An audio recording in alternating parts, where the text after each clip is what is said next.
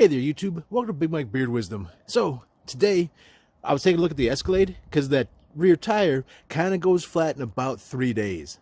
So I was hoping that it'd be something where I could just take the tire repair kit, similar to the one that we did on the Astra, and just patch it real fast.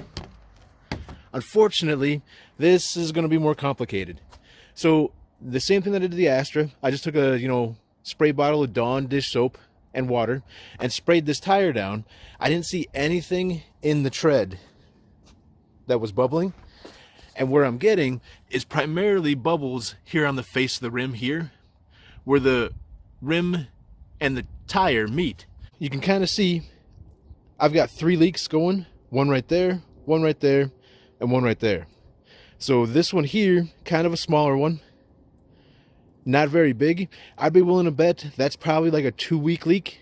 So essentially you fill the tires up and then about 2 weeks, you notice that, hey, your tire's flat. These lower ones here though, those are pretty good ones.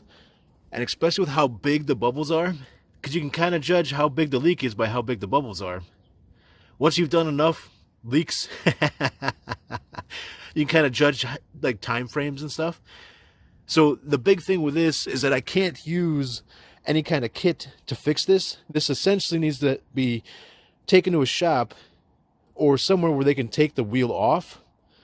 The rim needs to be cleaned up, so clean any oxidation off and stuff, and then either put like a rubberized coating on there or put the tire back on and hope that everything seals back up. But that's why they make bead sealer. So bead sealer is a rubberized coating that kind of goes in place, helps act as a intermediary or like a extra band-aid for your tire to seal to the rim better. And a lot of times, especially up north here in Minnesota, I kind of call tires and wheels to be bead sealant babies, because after a while, all the oxidation and all the rust and stuff like that that's accumulated on the rims over the years, the rims have been cleaned and cleaned and cleaned and cleaned, they're still pitting in the rims. So even a brand new set of tires won't necessarily seal properly, and you almost always have to wind up using bead sealant on them. Therefore, bead sealant babies.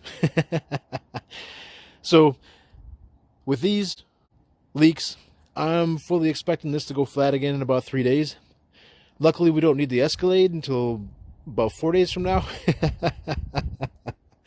So, come that morning, I'll wind up airing this tire up, and then I'll figure out where I want to take it shop-wise, maybe next Saturday. But this is definitely kind of one of those bummers. And if you run into a situation like this, that's pretty much what you have to wind up doing, is finding a shop to take it to get it fixed. I could have done this on the vehicle. It's just one of those things where I thought for sure it was going to be something in the tread. Woo! Ice grenades coming down from the solar panels. But I thought for sure, especially this one spot, there's like a little bit of a damaged tread area where I thought there might have been like a nail, and I think it was just this little teeny tiny rock. So luckily everything's fine as far as the tread goes. All these extra bubbles are coming from the rim area here. There's the super bubbly area again. You can really see it bubbling. So kind of a bummer, but normally you should be able to get this taken off and put back together fairly simply.